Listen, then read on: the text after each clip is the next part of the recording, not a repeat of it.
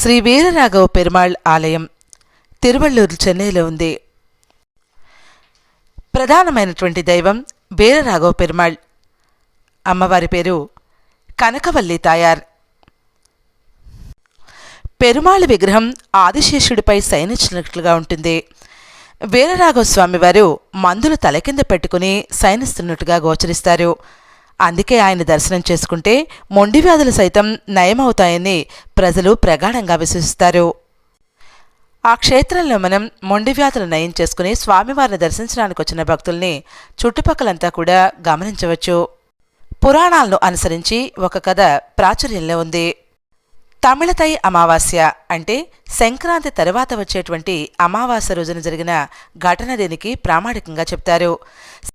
శాలిహోత్రుడైనటువంటి ఒక మహర్షి తీవ్రమైనటువంటి తపస్సును శ్రీమన్నారాయణ్ణి కోరి చేయడం జరుగుతుంది.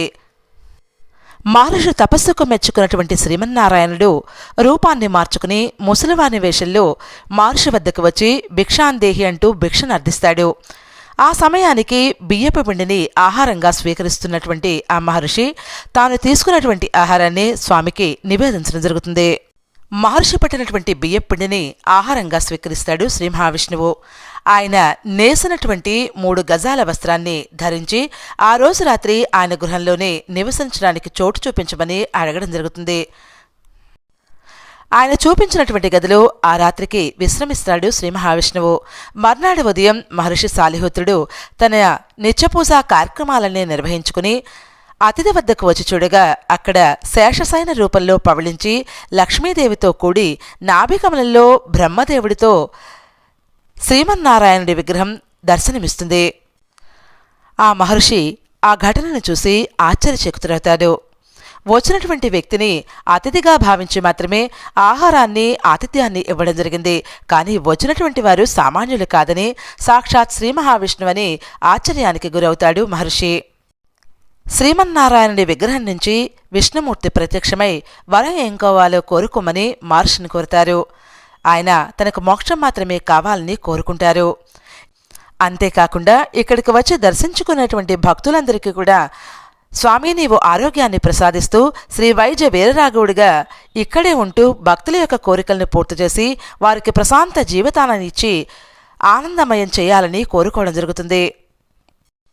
అంతేకాదు స్వామి, వారు పోగొట్టుకున్నటువంటి సంపదలను తిరిగి పొందేలా చేయమని, ఎటువంటి కష్టాన్నైనా తొలగించి ఆరోగ్యాన్ని ఐశ్వర్యాన్ని అందించాలని కోరుకుంటాడు మహర్షి.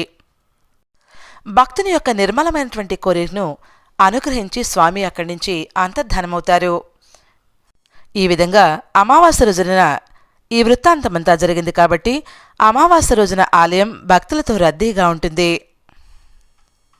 ఎటువంటి మొండి వ్యాధులనైనా సరే నయం చేసి ఆరోగ్యాన్ని ప్రసాదించేటువంటి శ్రీ వైద్య వీరరాఘవుడిగా ప్రజలకు దర్శనమిస్తాడు స్వామివారు.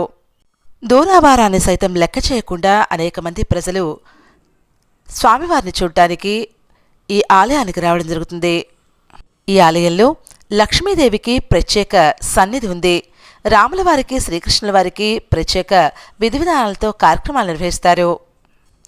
ఈ దేవాలయంలో ప్రజలు అవయవాల అనారోగ్య సమస్యలను నయం చేసుకోవటానికి దేవుణ్ణి అభ్యర్థించి వాటిమే చెక్కబడినటువంటి నిర్దిష్ట మానవ అవయవాన్ని పోలి ఉండేటువంటి లోహపు షీట్లను అంటించడం జరుగుతుంది.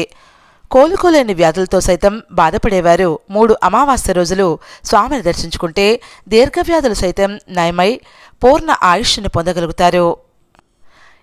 ఇక్కడ ఉన్నటువంటి కోనేరులో స్థానం అద్భుతమైనటువంటి ఫలితాలనిస్తుందని ప్రజలందరూ కూడా ప్రగాఢంగా విశ్వసిస్తారు. ఆ విశ్వాసానికి తగినట్టుగానే ఎన్నో ఘటనలు మనకు పునరావృతమవుతూ కనిపిస్తాయి.